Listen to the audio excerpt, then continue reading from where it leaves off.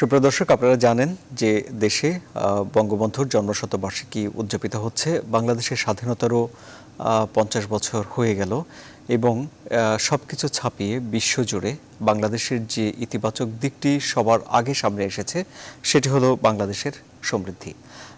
সেটি অর্থনীতির সূচকে এবং কিছু সামাজিক মানদণ্ডের সূচকেও বটে। আজ আমরা আলোচনা করছি বাংলাদেশের এই সমৃদ্ধির যে পথে বাংলাদেশ আছে সেখানে কতটুকু অগ্রগতি হলো এবং আর কতদূর বাংলাদেশ যেতে পারবে তারই একটি বিশ্লেষণ আজ আমরা শুনব। আমি আরওয়ার সাদি আপনাদের স্বাগত জানাচ্ছি SSRM জনতন্ত্রে গণতন্ত্রে। আমার আমন্ত্রিত অতিথি তিনজন। আমার সঙ্গে রয়েছেন পরিকল্পনা কমিশনের সদস্য, তিনি সিনিয়র সচিব জনাব ডক্টর শামসুল আলম। আমার সঙ্গে রয়েছেন ব্যবসায়ীদের শীর্ষ সংগঠন FBCCI এর সাবেক সভাপতি জনাব AK আজাদ এবং আমার সঙ্গে রয়েছেন অর্থনীতিবিদ ডক্টর নাজনীন আহমেদ। আপনাদের তিনজনকে স্বাগত জানাচ্ছি। ডক্টর নাজনীন আহমেদ, আপনাকে দিয়ে আলোচনা শুরু করি। অর্থনীতির যে সমৃদ্ধির পথ বাংলাদেশে আছে বলছি আমরা, এই পথে বাংলাদেশের অবস্থান আসলে কতটুকু শক্ত? দেখুন, প্রথমত দেখতে হবে যে আন্তর্জাতিক দুনিয়ায় মানুষ আমাদের নিয়ে কি বলছে। আমরা যদি নিজেরা নিজেদেরটা বলি সেটা তো আমরা বলবোই যে আমরা শক্তিশালী, শক্ত। আমরা যদি সর্বশেষ যেটা দেখছি যে আমরা নিউ ইয়র্ক টাইমসে গত 7-8 দিন আগে একটি প্রতিবেদন নিকোলাস ক্রিস্টফ লিখেছেন এবং সেখানে উনি কি বলছেন, উনি বলছেন যে জো বাইডেনের যে নতুন পলিসি আমেরিকাকে নিয়ে, সেটা আসলে সেখানে তারা শিখছে যে বাংলাদেশ কি করে দারিদ্র্য বিমোচন করেছে, বাংলাদেশ কি করে জেন্ডার প্যারিটি এনেছে, বাংলাদেশ কি করে এগিয়ে এসেছে। তারা বলছে যে বাংলাদেশের সাফল্যে বিশ্ব দুনিয়া বলছে যে আমাদের বড় সাফল্য হচ্ছে আমরা দরিদ্র মানুষের উপরে বিনিয়োগ করেছি, আমরা শিশুদের উপরে বিনিয়োগ করেছি, আমরা নারীদের উপরে বিনিয়োগ করেছি এবং আমাদের এই বিনিয়োগগুলোর কারণে আমাদের অগ্রগতিটা অনেক ত্বরান্বিত হয়েছে। এবং সেই জায়গায় যদি আমরা দেখি তাহলে আজকে এখানে আজাদ ভাই আছেন, উনি নিশ্চয়ই বলবেন যে আমাদের যে শিল্প খাতের যে উত্থান হয়েছে সেই শিল্প খাতের উত্থানেও কিন্তু আমি বলবো যে আমাদের নারীদের যে একটা অবদান, সেটা আমাদের তৈরি পোশাক খাতের মূল চালিকা শক্তি কিন্তু নারীরা। আমরা যদি দেখি যে আজকে আমাদের বাংলাদেশের যে অগ্রগতি, সেই অগ্রগতির মূল্যায়নে আমি সবচেয়ে বলবো যে অবশ্যই আমাদের আরো অনেক দূর যেতে হবে। আমরা যতটুকু এগিয়েছি এখনো কেন আমাদের 20% মানুষ দরিদ্র থাকবে, আমাদের এগোতে হবে। কিন্তু এই অগ্রগতির একটি বড় জায়গা হচ্ছে এটা শক্তিশালী ভিত্তির উপর প্রতিষ্ঠিত। কেন? কারণ আমরা বিনিয়োগ করেছি শিশুদের উপর, দরিদ্র মানুষের উপর, তার ফলে আমাদের এফিসিয়েন্সিটা বাড়ানোর দিকে মনোযোগ দিয়েছি এবং সেই ধারাবাহিকতায় এখন কিন্তু আমাদের একটা বড় মনোযোগ হচ্ছে ইনইকুয়ালিটি কমাবো, আমরা ধনী দরিদ্রের ব্যবধান আরো কমিয়ে আনবো এবং সেই কমানোর ক্ষেত্রে সরকারের একটি বড় উদ্যোগ হলো দক্ষ জনশক্তি তৈরিতে স্কিল ডেভেলপমেন্ট, অর্থাৎ দক্ষতা বৃদ্ধির বিভিন্ন কৌশল সরকার অবদান নিয়েছে এবং তার ফলেও কিন্তু এটারও কিন্তু মূল লক্ষ্য হচ্ছে সাস্টেনেবল ডেভেলপমেন্ট। আজকে সেটা শিল্পে বলি, কৃষিতে বলি, সেবা খাতে বলি, যেখানেই আমরা সাফল্যের সাথে সাথে কিছু দুর্বলতা দেখছি সেটাকে আমরা কমিয়ে আনার জন্য আমার জনশক্তিকে কাজে লাগাচ্ছি, আমার অবকাঠামোর উন্নয়নকে কাজে লাগাচ্ছি। সব মিলিয়ে আমি বলবো যে বাংলাদেশের উন্নয়নের যে ভিত্তিটা, সেটা জাতির জনক যেভাবে স্বপ্ন দেখেছিলেন আমরা হয়তো পুরোটা করতে পারিনি, পুরোটা এখনো আমরা লক্ষ্যে পৌঁছাতে পারিনি, কারণ আমাদের মাঝখানে অনেক কিছু আমাদের সময় ক্ষেপণ হয়েছে। এখনো যেহেতু আমাদের বিপুল জনসংখ্যা, সেইটাও আমাদের কিন্তু একটা চিন্তার ব্যাপার। তো আমি সেইভাবে মনে করি যে আমাদের উন্নয়নের গতিটাতে আমাদের যে ধারাবাহিকতা, সেখানে আমরা শক্তিশালী ভিত্তিতেই প্রতিষ্ঠিত। তবে ঠিক আমাদের অনেক দুর্বলতাও আছে, চ্যালেঞ্জগুলো আছে এবং সেই চ্যালেঞ্জও আমরা আসলে মোকাবেলা করতে পারবো যেহেতু আমাদের অবকাঠামোগত, আমাদের ইনস্টিটিউশন স্ট্রাকচার, সেখানে একটা বড় পরিবর্তন হয়েছে গত 50 বছরে। বিশেষ করে আমি গত 1 দশকের পরিবর্তন যদি বলি, এটা ট্রিমেন্ডাস, পলিসি বলি, সব দিকে। জি, অনেক ধন্যবাদ জনাব AK আজাদ। নীতি, সহায়তা, প্রতিষ্ঠান এবং অবকাঠামোতে গত 1 দশকে বেশ ভালোই ইতিবাচক পরিবর্তন হয়েছে বলছেন ডক্টর নাজনীন আহমেদ। এসবের প্রভাব শিল্প খাতে কতটুকু পড়ল? আজাদ ভাই একটু আনমিউট করতে হবে, শুনতে পাচ্ছি না।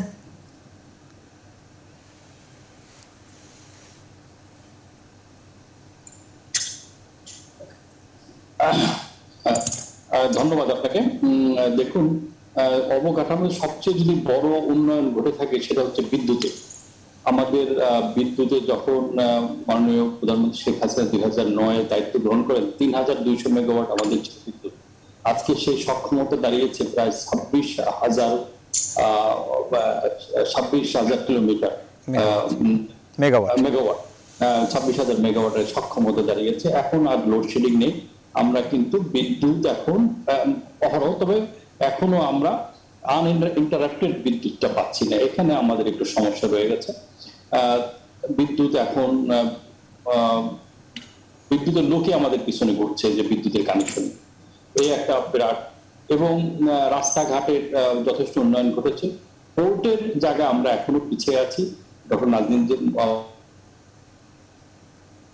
বাকি আছে।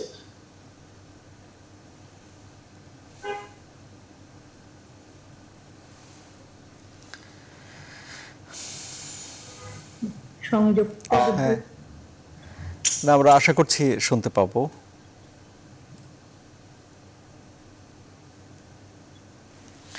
খুবই দুঃখিত জনাব কে আজাদ, আমরা ডিপ সি পোর্টটা আমাদের এটা স্টার্ট হয়েছে। এর পাশাপাশি আমাদের ব্যাংকিং খাতেও কিন্তু আমাদের যথেষ্ট উন্নয়ন করেছে সেবা খাতে। আগে আমাদের ডাবল ডিজিটে আমাদের ইন্টারেস্ট দিতে হতো, এখন কিন্তু এটা সিঙ্গেল ডিজিটে নামিয়ে নিয়ে এসেছি, এবং নট অনলি সিঙ্গেল, এবং 5 to 7% এখন কিন্তু ব্যাংক লোন দিচ্ছে। অনেকগুলো ব্যাংক, যদিও মাননীয় প্রধানমন্ত্রীকে অনেকেই বিরোধিতা করেছিলেন যে এতগুলো ব্যাংক দেশে চলবে না, এত ইন্স্যুরেন্স চলবে না, উনি কিন্তু দিয়েছেন না অন্তত আমার লোকের কর্মসংস্থান হোক। এই দিকগুলো চিন্তা করে আমাদের বিরাট একটা অর্থনৈতিক চালিকা শক্তি ব্যাংকগুলো কন্ট্রিবিউশন রাখছে ইকোনমিতে।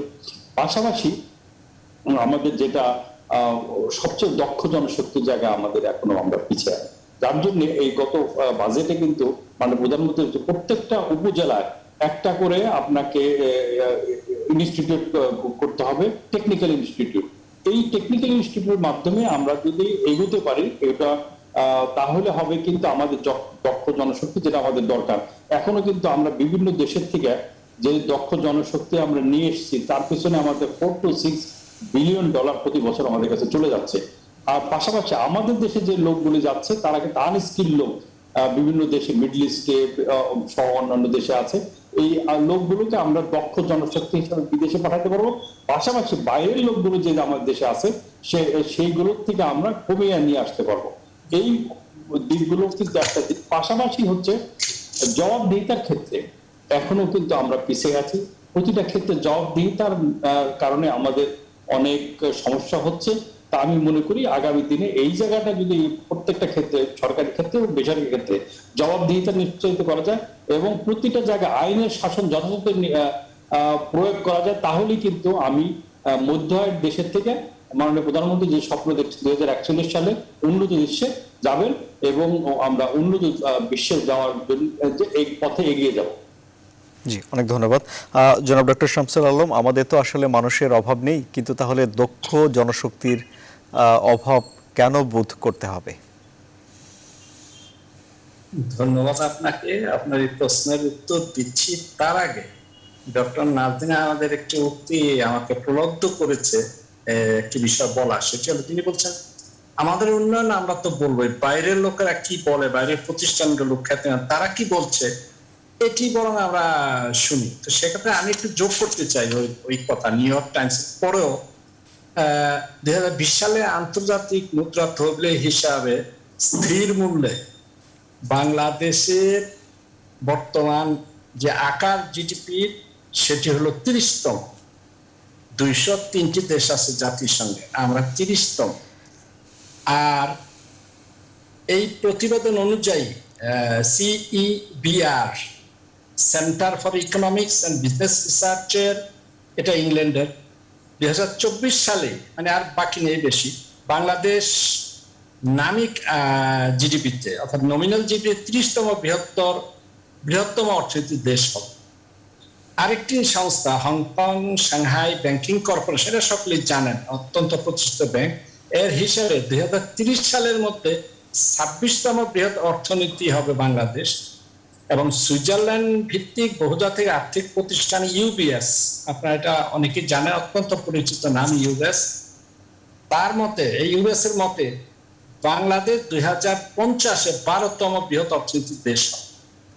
আর সম্প্রতি আরেকটু স্মরণ করি, আন্তর্জাতিক মুদ্রা তহবিলের একটি প্রতিবেদন অনুযায়ী 2020 সনের ডিসেম্বরে মাথাপিছু জাতীয় উৎপাদন বাংলাদেশ ভারতকে ছাড়িয়ে গেছে, $10 মাথা পিছু আয় বেশি হয়েছে বাংলাদেশ। আমি বলছি এই কারণে যে এতগুলো প্রতিষ্ঠান, সংগঠন, খ্যাতিমান আর্থিক প্রতিষ্ঠান বাংলাদেশের সম্পর্কে যা বলছে, তো সেখানে আসলে আমরা যাই বলি সেকে অনেক ক্ষুদ্র মনে হবে। মানে আমরা অত করে বলতে পারি না যতটা তারা বলছে। অথচ 1 দশক আগেও বাংলাদেশের মাথা পিছু জাতীয় আয় ছিল ভারতের অর্ধেক 1 দশক আগে। এখন আমরা তাদের প্রায় সমান সমান, একটু এগিয়ে বা একটু কমে যাচ্ছে, $10 $15 এরকম। তো এই অর্জনগুলো কিন্তু বিশ্ব স্বীকৃত। তো এখন আপনার প্রশ্নের অংশে আসি, আপনি যেটা বলেছেন আমাদের মানব সম্পদ উন্নয়নের উপর আমরা যথেষ্ট গুরুত্ব দিতে হবে। সেই মানব সম্পদ উন্নয়নের 2টি খাতকে বিবেচনা নিতে হবে ব্যাপকভাবে। একটা হলো শিক্ষা খাত, একটা হলো স্বাস্থ্য খাত। তো শিক্ষা খাতে বঙ্গবন্ধুর সময় বঙ্গবন্ধু বলেছিলেন, সেই 3.5 বছরের সময় যখন প্রথম পঞ্চবার্ষিক পরিকল্পনা প্রণয়ন করা হয়, যে শিক্ষা খাতে 4% জিডিপির ব্যয় করতে। তো সেটাও ঠিক, তখনকার 4%, আর এখন আমরা অষ্টম পঞ্চবার্ষিক বলছি জিডিপির অন্তত 3%, অর্থাৎ ব্যয় হচ্ছিল 1.7%, এটাকে 3% উন্নীত করে। তো এখনকার 3% তো সাধারণত পরে ছোট জিডিপি, আমাদের দেশজ আয়ের আকারটা অনেক ছোট ছিল, এটা অনেক বেশি। আমি যেটা বলতে চাচ্ছি 1.7 থেকে আমরা দ্বিগুণে নিয়ে 3% ব্যয় বাড়াতে চাচ্ছি। ব্যয় সক্ষমতা বাড়াতে হবে মন্ত্রণালয়গুলোতে। স্বাস্থ্য খাতে এখন যে ব্যয়টা হচ্ছে 0.7%, এটাকে আমরা কম করে হলো 2% উন্নীত করতে চাচ্ছি স্বাস্থ্য খাতের ব্যয়, সরকারি খাতের ব্যয়। তো এই 2টি খাতের ব্যয়, এটা তো হলো বরাদ্দের দিক থেকে। আর শিক্ষা বিস্তারে আপনি জানেন অনেকগুলো প্রাইভেট ইউনিভার্সিটি অনুমোদন দেওয়া হয়েছে, এগুলো অনেকগুলো ভালোই করছে। আর সরকারি বিশ্ববিদ্যালয় তো আপনি অনেক বাড়ানো হয়েছে, জেলায় জেলায় বিজ্ঞান প্রযুক্তি বিশ্ববিদ্যালয় করা হচ্ছে। প্রায় 45টি বিশ্ববিদ্যালয় এখন বাংলাদেশে চালু রয়েছে, স্বাধীনতার পরপর যেখানে ছিল 4টি। অর্থাৎ জনসম্পদ সৃষ্টি করার জন্য জনশক্তি সরকার কিন্তু তার সাধ্যের মধ্যে যা আছে তাই করে যাচ্ছে। টেকনিক্যাল কলেজ 64টি, 60টি জেলার টেকনিক্যাল কলেজ বা ইনস্টিটিউট করা হয়েছে। প্রত্যেকটি উপজেলায় আমরা এই অষ্টম পঞ্চবার্ষিক পরিকল্পনায় একটি টেকনিক্যাল স্কুল থাকবে প্রত্যেকটি উপজেলায়, এই লক্ষ্যে প্রকল্প গ্রহণ করা হয়েছে। তো মানব সম্পদের উন্নয়নের দিক থেকে সরকারের পক্ষে যা করণীয় সরকার কিন্তু এটা করছে এবং করতেও হবে। সেক্ষেত্রে ব্যক্তি খাতে যে বিশ্ববিদ্যালয়গুলো আছে, আমাদের অনুরোধ থাকবে তারা তাদের শিল্প কলকারখানা কর্পোরেশনের জন্য যে ধরনের মানব সম্পদ প্রয়োজন, তাদের শিল্পের চাহিদা অনুসারে তারা যেন সেটা উৎপাদন করে বা তারা যেন সেই মানব সম্পদ তৈরি করে। এই বিষয়টি যেহেতু ব্যক্তি খাতকে আমরা যথেষ্ট গুরুত্ব দিতেও হবে। এখন আমাদের মোট বিনিয়োগের প্রায় 76% ব্যক্তি খাত থেকে আসে, 24-24.5% আসে সরকারি বিনিয়োগ। অথচ স্বাধীনতার সময় ছিল 89% সরকারি বিনিয়োগ, মাত্র 11% ছিল বেসরকারি বিনিয়োগ। সেই বেসরকারি খাত এখন কত বড় হয়েছে, প্রায় 6 থেকে 7 গুণ। আমাদের ব্যবসায়ী শ্রেণী, উদ্যোক্তা শ্রেণী, বিজনেস হাউসেস যে এক্সপানশন হয়েছে। আমি যেটা বলতে চাচ্ছি যে বিশ্ববিদ্যালয় তারা যে দায়িত্ব নিয়েছেন খুলবার, সেটাকে অবশ্যই মুনাফার জন্য না করে তারা তাদের প্রয়োজনীয় মানসম্পদ সৃষ্টির জন্য। আজাদ ভাই একটু আগে বললেন যে আমাদের বিদেশ থেকে লোকজন কেন আনতে হবে, তো সেখানে আমি আহ্বান জানাবো ব্যক্তি খাতে বিশ্ববিদ্যালয়গুলো তাদের জনবল যা প্রয়োজন সে অনুসারে শিক্ষা কার্যক্রম, শিক্ষক নিয়োগ, ছাত্র বাছাই এবং সেই লক্ষ্যে তারা তাদের জনবল তৈরি করতে পারে। জি, অনেক ধন্যবাদ আপনাকে। জি, একটা ছোট্ট বিরতির সময় হয়ে গেল আমাদের। আমরা একটা বিরতি নেই এবং বিরতি থেকে ফিরে এসে আমাদের 3 জন অতিথির কাছে আরও অনেক বিশ্লেষণ জানার আছে। সুপ্রিয় দর্শক, আপনারা সবাই আমাদের সঙ্গে থাকুন।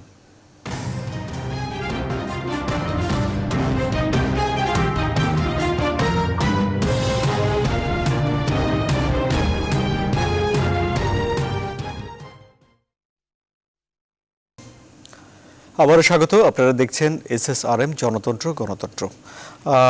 ডক্টর নাজির আহমেদ, তাহলে জবাবদিহিতার প্রসঙ্গে বলছিলেন জনাব একে আজাদ।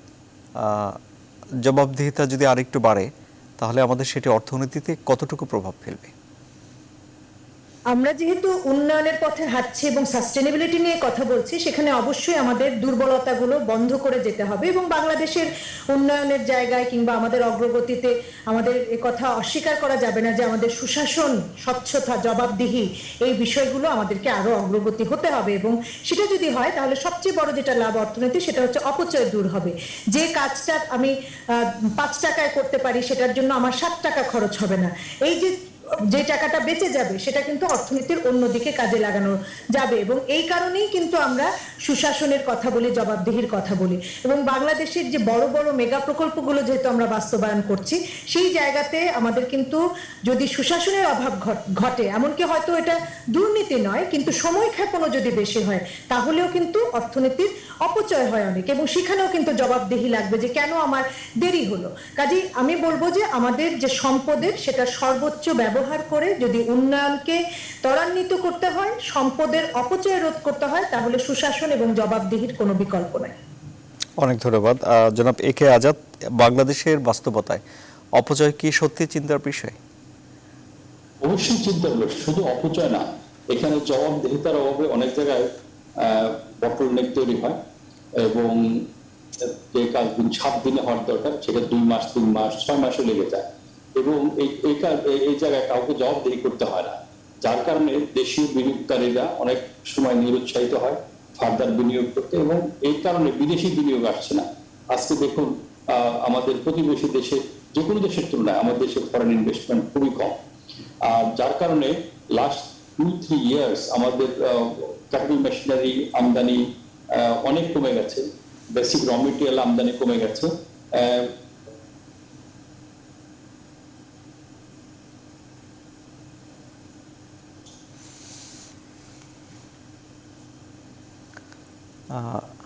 আশা করি আমরা শুনতে পাবো।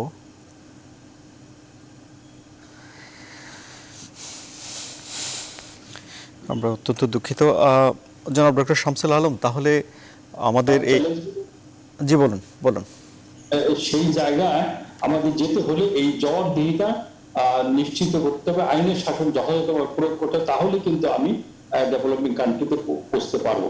না হলে যে আমাদের যে ডিউটি ইম্পোজ হবে আমাদের উপর, সেই ডিউটি আর নেক্সট 5 ইয়ার্সে যে আমাদের ইউটিলিটি বিল, জীবনযাত্রার মান যেটা বাড়বে, সবকিছু মিলেই কিন্তু আমি যে চ্যালেঞ্জের সম্মুখীন হব সেখান থেকে আমার বেরিয়ে আসতে কিন্তু কষ্ট হবে।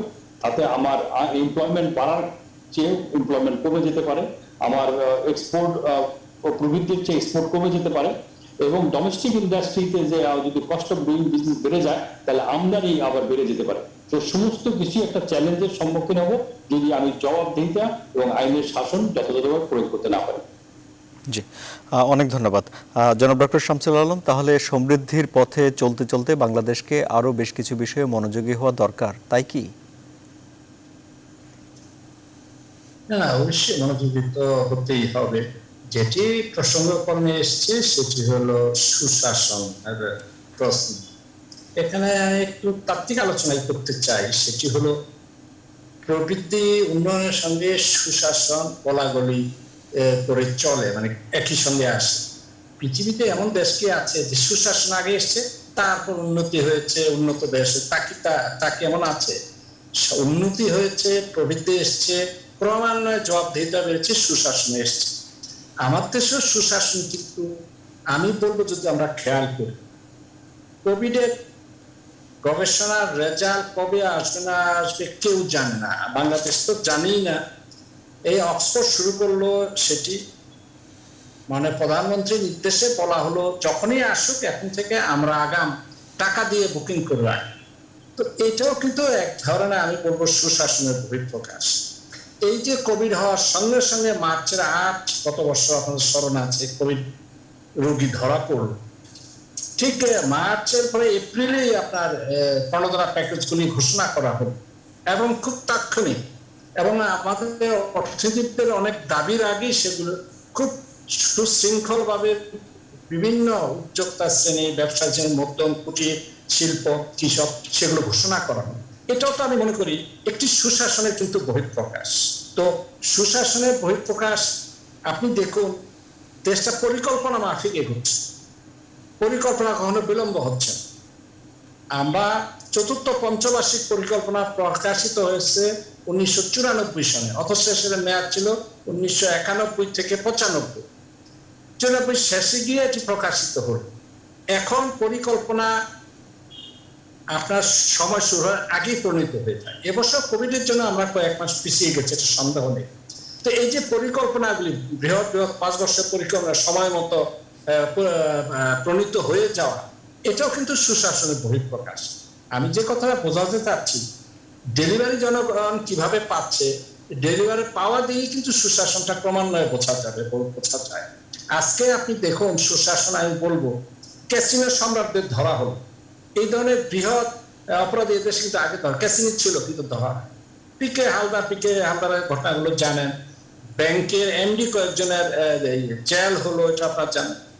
বাংলাদেশ ব্যাংকের প্রভাবশালী ডেপুটি গভর্নর দুজনকে আপনি ইয়েতে আনা হলো, দুদকের নেটে আনা হলো। কি হবে জানি না। আমি যেটা বলতে চাচ্ছি, সুশাসনের বিভিন্ন ইঙ্গিত কিন্তু প্রকাশিত নানান ভাবে, শাসনের এই বিষয়গুলো যে আপনারা খেয়াল করুন। তবে এটা আমি এটাও বলবো, যথেষ্ট নয়, আরো দ্রুত এগোতে হবে, এবং সেটা আসবে। এখানে হতাশার সুযোগ নেই। আমরা যেভাবে প্রবৃদ্ধি অর্জন করে যাচ্ছি, আমরা প্রচুর বিচারক নিয়োগ দিতে পারবো, বিচার ব্যবস্থা শক্তিশালী করা বিভিন্ন পদক্ষেপ নেওয়া হয়েছে এবং হবে। তো আর্থিক সংস্থানের সঙ্গে সংগতির সঙ্গে সুশাসনগুলো উৎপত্তি, কারণ সুশাসনের জন্য ব্যয় প্রয়োজন বিভিন্ন ক্ষেত্রে। তো এক্ষেত্রে আমরা অবশ্যই এগিয়ে যাব। বাংলাদেশ সুশাসন যদি নাই থাকতো, তাহলে আমরা সামাজিক সূচকগুলোতে এত অগ্রগতি হলো কিভাবে?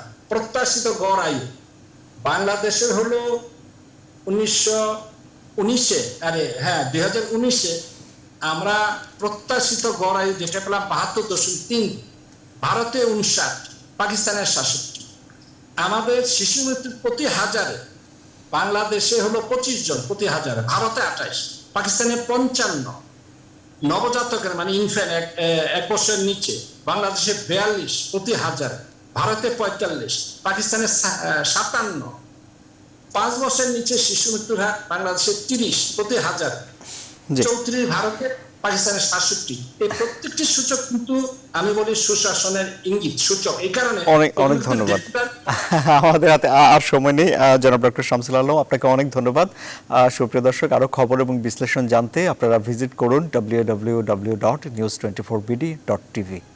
সবাইকে অনেক ধন্যবাদ।